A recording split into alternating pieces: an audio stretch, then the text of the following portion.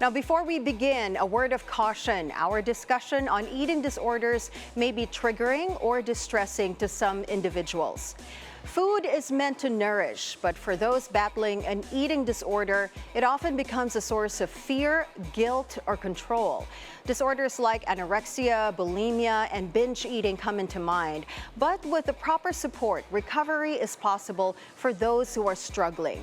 Joining us via Zoom this morning is Dr. Sherman Nazaire, family medicine and hypertension specialist. It's a beautiful day, Dr. Sherman. Good morning.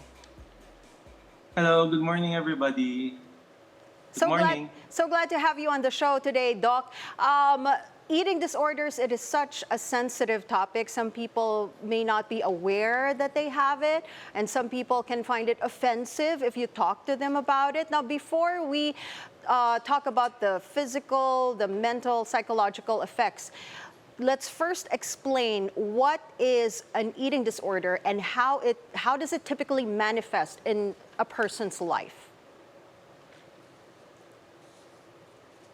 Okay, an eating disorder is a serious mental health condition characterized by unhealthy eating habits that negatively affects an individual's physical and mental health.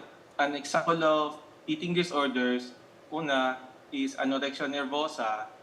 So anorexia, ito yung mga patient who has intense fear of gaining weight, often see themselves as overweight, pero hindi naman pala sila overweight.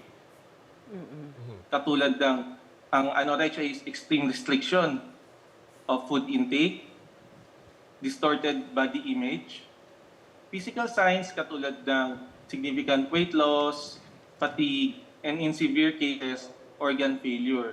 Yeah. Next is bulimia nervosa na tinatawag. Bulimia, ito naman yung involved of cycles of binge eating, followed by compensatory behaviors to prevent weight gain, such as vomiting, excessive exercise, or taking diet pills, and miss of laxatives.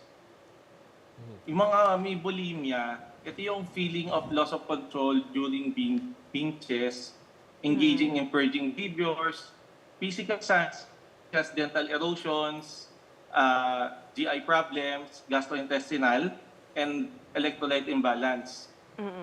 Last example nito is binge eating disorder. So yung mga binge eating disorder, ito yung mga pasyente na kain ng kain without compensatory behavior. Hindi nila niluluwal, wala silang control sa kain nila. Usually, itong mga pasyente na to often leads to obesity and associated sa cardiovascular disease po. Doc, ano yung mga common misconceptions about people with eating disorders? Kasi minsan sinasabi nila na it's also physical, that they are just not able to take in food. Kaya ganun sila. Is it really a mental thing, or are there also physical factors that contribute to mga eating disorders? One of the major misconceptions is that eating disorders only affect young women. They can affect individuals of any age po, gender, or background. Another misconception in eating disorders are solely about food and weight. In reality, they often stem as psychological issues such as anxiety, depression, or trauma. Additionally, many people believe that eating disorders are a choice or a phase rather than a serious medical conditions that require treatment.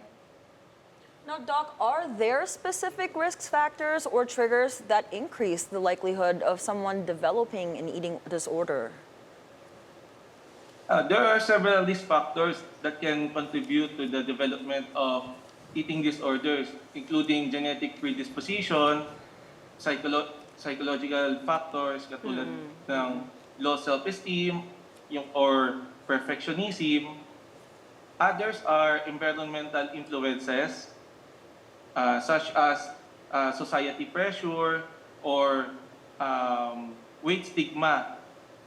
Sinasabi na thinner is better and being a big body is bad. Doc, when you take a look at the potential ways you mentioned a while ago, treating this condition, some people might say that, oh, you just need to eat more or, love yourself. Pero how does a practitioner actually treat those with eating disorders? Sorry, medyo nag-choppy po. Okay lang po. I was just wondering, how do professionals treat those with eating disorders po? Usually, we treat those with those eating disorders pag mag-undergo sila ng psychotherapy po and nutritional counseling. And sometimes yung iba po, binibigyan po ng medications. Okay. Doc, you mentioned counseling, no? But some people don't really realize na they already have pala an eating disorder. If you are related to someone or you're friends with someone who you think has an eating disorder, how can you recognize ba itong mga early signs in people that they care about?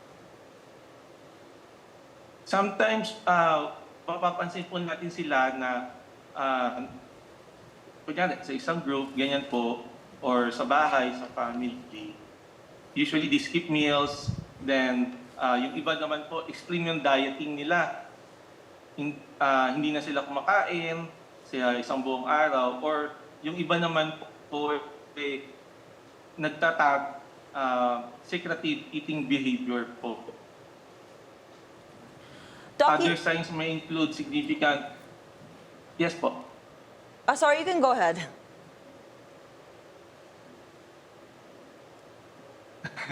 Other signs may include significant weight fluctuations po, withdrawal, changes in mood or behavior, such as increased irritability po or anxiety. Doc, sorry, your connection was a bit off a while ago, pero we'll try to get through it as well. At the meantime, of course, we want to know about yung societal pressure kasi yung beauty standards, yung social media, it does play a factor right now. Alam ko maraming body positivity ngayon sa social media as well. But then what can you recommend to those who are being affected by all of this? You mentioned a while ago counseling, certain types of treatment, even certain medication. But then how could you counsel yung mga those who are adversely affected by yung mga standards na nakita nila sa media? Okay, constant exposure to idealized body, ito yung kunyari, meron silang iniidolo na mga tao na gusto nilang kino-compare nila yung sarili nila, yung katawan nila, gusto nila ganyan itong katawan din, katulad ni Miss Universe A, ganyan. So parang inaano nila, gusto nilang maging mirror image ng ganung katawan, pero eventually parang eating disorder na eating behaviors, yun po. So, hindi naman talaga nila maating yung ganong katawan po. Parang magkakaroon lang sila ng, in the end, anxiety or depression pag hindi nila naatin yung ganong katawan. Right. Na gusto nung Doc, before we let you go, because we're running out of time, anong message mo for someone who's, afraid to seek help and they're ashamed of their eating disorder? And how can they reach you? Okay. To anyone feeling afraid or ashamed of their struggle with an eating disorder, it is important to remember that seeking help is a sign of strength, not weakness. You are not alone, and many people understand what you are going through. Recovery is possible, and there are compassionate professionals ready to support you. Your well-being matters, and taking the first step towards help can lead to a healthier and happier life po. You can visit me in Makati Life Medical Center po. All right, thank you so much for your time, Dr. Sherman Nazaire. Ladies and gentlemen,